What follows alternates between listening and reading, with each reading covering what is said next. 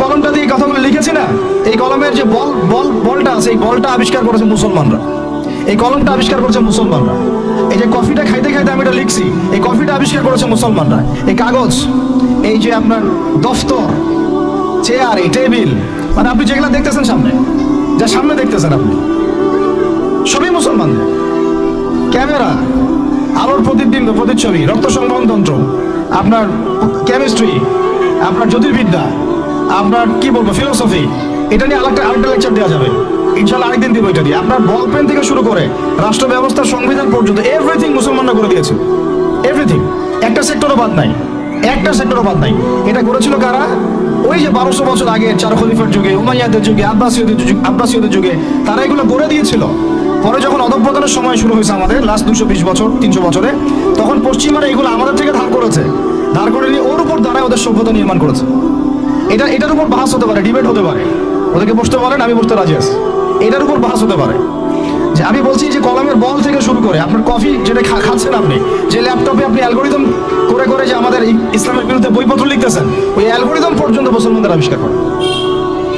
এটা আমাদের এই জেনারেশনের 90% জানে না, হীনমন্যতায় ভোগে। অথচ চার খলিফার যুগে, আব্বাসীয়দের যুগে, উমাইয়াদের যুগে এগুলো আমরা আবিষ্কার করে বিশ্বকে দিয়েছি। এই যে মিসাইল ছুটতেছে ওরা, এই যে মিসাইল ছুটতেছে, পৃথিবীর সর্বপ্রথম মিসাইল আবিষ্কার করেছিলেন সাঈদ ইবনে আবি ওয়াক্কাস রাদিয়াল্লাহু আনহু। তার যখন তিনি বিজয় করতে গিয়েছেন ইয়াতে, আপনার রোমান সাম্রাজ্যে, তার বাহিনীতে খালিদ বিন ওয়ালিদ ছিলেন। ওই সময় ওটাকে বলা হতো মিনজানিক, ওটাকে মিসাইল বলা হতো না, বলা হতো মিনজানিক। এম শব্দটা রেখে দিয়েছে ওরা, মিনজানিক আরবি শব্দ, ওরা এখান থেকে মিসাইল শব্দ আনছে, কিন্তু কাজটা একই। ওইটা দিয়ে রোমানদের ওই দেওয়াল দুর্গ ভেঙে দেওয়া হয়েছিল দূর থেকে। আমি জাস্ট বলতে চাচ্ছি, চার খলিফার যুগে, আব্বাসীয়দের যুগে, উমাইয়াদের যুগে বিশ্বে মুসলমানরা যে প্রত্যেকটা ডিপার্টমেন্ট করে দিয়েছে, ওর উপর দাঁড়ায় আজকের এই পশ্চিমারা দাঁড়ায় আছে, এই বিশ্ব দাঁড়ায় আছে। এখন শিক্ষার মেরুকরণটা কি হলো তাহলে? লাস্ট 220 বছরে শিক্ষাটাকে ভাগ করে ফেলা হলো, যে তোমরা যারা দাড়ি টুপি বলা মানুষ, তোমরা যারা ইবাদত বন্দেগী করতে চাও, তোমরা পড়বা কোরআন এবং হাদিস, তোমরা পড়বা উসুল, ফিকহ ইত্যাদি ইত্যাদি। আর যারা তোমরা ডাক্তার হতে চাও, ইঞ্জিনিয়ার হতে চাও, ব্যারিস্টার হতে চাও, তারপরে পলিটিশিয়ান হতে চাও ইত্যাদি ইত্যাদি, তোমরা পড়বা ইংরেজি, বাংলা, সায়েন্স, ম্যাথামেটিক্স, হ্যাঁ, আর্টস, কমার্স, ব্যারিস্ট্রি, মেডিকেল সায়েন্স ইত্যাদি তোমরা পড়বা। এই যে মেরুকরণ, এই মেরুকরণটাই হারাম হয়েছে প্রথম। এটাই একটা বাজে জিনিস হয়েছে শিক্ষার মধ্যে। কখনো মেরুকরণ ছিল না, বরং ওমর রাদিয়াল্লাহু আনহুকে আপনি দেখেন, ওমর রাদিয়াল্লাহু আনহু একজন ফকিহ, একজন হাফেজ, একজন আলেম, একজন বিজ্ঞ খলিফা, পাশাপাশি একজন রাষ্ট্রপ্রধান। এবার আমাদের এগুলো বললে তো ওনারা রাগ করে। আমি তো খোলামেলা ওনাদের সাথে কথা বলি এখন, যে আপনাদের মধ্যে একজন ব্যক্তিকে জুমার খুতবা দিতে পাঠান দেখি, ইয়াতে মেম্বরে 360 জন এমপি একজনকে পাঠান যে জুমার খুতবা দিতে পারেন।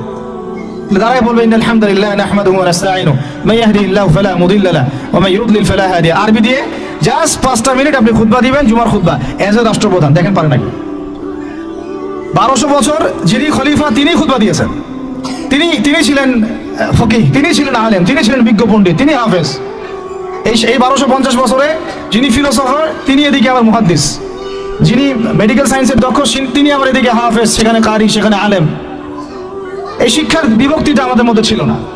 সেকুলার কনসেপ্টগুলো যখন আসছে এই লাস্ট 200-300 বছরে, তখন থেকে আস্তে আস্তে শিক্ষাটাকে এইভাবে ভাগ করে আমরা একাকার করে ফেললাম। এখন একজন মসজিদের ইমাম সাহেবকে আপনি যদি জিজ্ঞাসা করেন যে সিরিয়ার রাজধানীর নাম কি, বলতে পারবে না অনেকেই। অর্থনীতির এটা কি, বিটকয়েন কি জিনিস, ও বলবে এটা আবার কি জিনিস। ক্রিপ্টোকারেন্সি কি, বলবে এটার নাম তো জীবনে শুনি নাই, অথচ এটা ইকোনমিক্সের একটা বেসিক জিনিস। ইনফ্লেশন কি দেখবেন অনেকেই বলতে পারতেছে না, কিন্তু সে দাওরাত হাদিস পাস করেছে, ইফতা দিয়েছে, তাখাসসুস করেছে। তাহলে শিক্ষাটাকে আমরা এভাবে ভাগ করে ফেললাম। এদিকে আবার যারা জেনারেল লাইন আমরা পড়েছি, ধরেন জিজ্ঞাসা করেন যে ফরজ গোসল কেমন করে করতে হয়, সবাই ফরজ গোসল করি, কিন্তু আমরা যারা ম্যাচিউরড এবং ম্যারিড, অনেকেই মাসালা ভুল আছে, অনেকেই পর্দা করে, পর্দার ফরজগুলো বলতে পারবে না। নামাজ, সবাই নামাজ পড়ে, নামাজের আরকান আহকামগুলো বলতে পারতেছে না। আমাদের এই যে ইয়াং জেনারেশন যারা স্কুলে, কলেজ, ইউনিভার্সিটিতে পড়েন, আপনি সবাইকে ধরে ওদু খালি 4টা ফরজ জিজ্ঞাসা করেন, ওদু 4 ফরজ কি বলো দেখি, দেখবেন বলতে পারতেছে না। এই যে অবস্থাটা, এটা কি আপনাদের কাছে মনে হয় এমনি হঠাৎ করে হয়েছে? নো, এটা বিগত 100-200 বছর ওদের মেহনতের ফসল।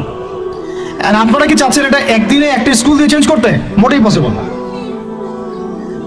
আর মোটেই পসিবল না। যদি মনে করে একজন ভাই, একটা সরকার, একটা প্রশাসন, একটা ইসলামিক দল, তার উপর দায়িত্ব চাপাই দিলে আমরা দায়মুক্ত হব, কোনোদিনও সম্ভব না।